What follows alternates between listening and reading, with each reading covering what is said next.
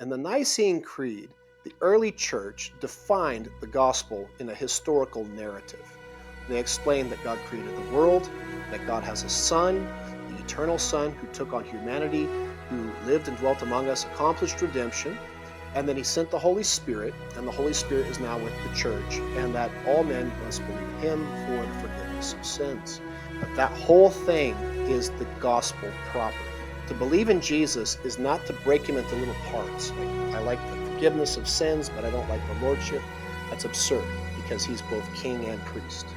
You can't pick and choose what parts of Jesus you want. You like that he's risen from the dead, but you don't like that he's coming to judge living in the dead. That's not a thing. That's the same gospel. Jesus will come to judge the living and the dead.